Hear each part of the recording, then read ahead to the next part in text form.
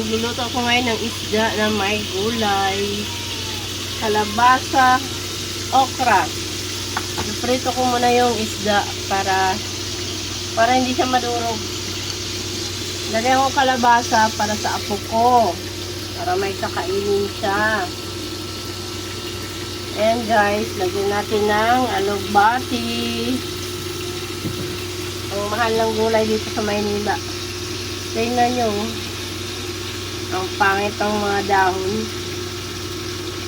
Bili lang, kaya wala nang iba. Pagsagaan na lang. Para lang may maihalo sa ating isda. Kasi yung mahal ng bilihin. Ito, kalabasa. Ganito lang kadami, 20. Ito, 3 piraso, 10. Ito, ginoo ko. Ganon, $1 ang mga gulay dito. Yan. Lagyan natin ng sibuyas, kamatis. Magprito muna tayo ng isda. Ito yung kasama niya. And guys, talagang 200. So, parang madurog na. Kumusta ng aking sinain? Nagkulo na. Haluin natin para masarap ang kanin. Yan guys, ang ating niluluto. Patustahin natin para hindi madurog. Kagaya nito, tostado. Ayan. So, ang kanyang mga gulay-gulay. Cut! Go. Lagay akong kamatis, sibuyas. Tapos yung gulay na matigas. Kalabasa, okra. Para maluto na siya. Takpan muna natin. Takpan natin yung gulay. Ayan guys, luto ng aking kalabasa. Ilagay ko na ang aking dahon alugbati. Tapos yung isda, ilagay ko na. Sarap. Para lang may sabaw. Ayan. Sarap ng aking gulay. Yung isang okra di pa naluto. Tikman natin.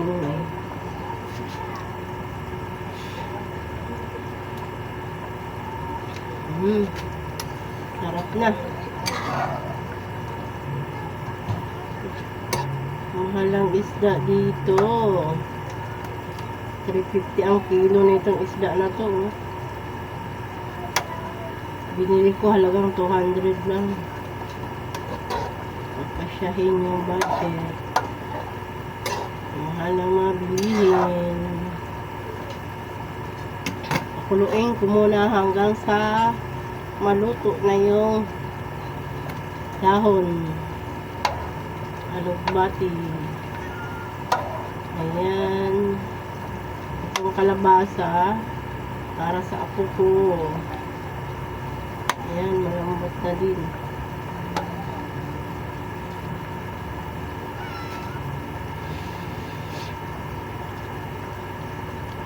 Ayan, luto na akong gulay.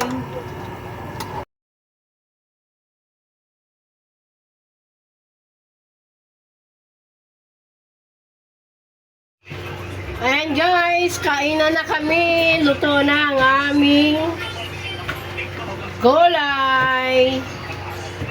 Tapos may pakwan na dilaw, panghimagas. Tapos kinain na nila. Kainan na.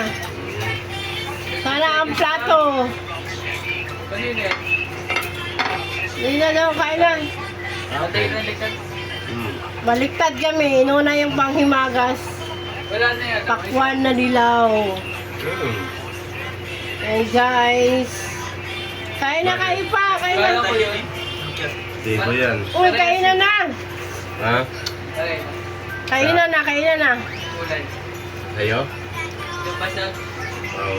Kukwentuhan ba sila eh? Hindi pa kumakain eh. Ano? 15 days. Sobra na. Ang YouTube yan. Ayan guys. Tapos may bagoong kami panimpla.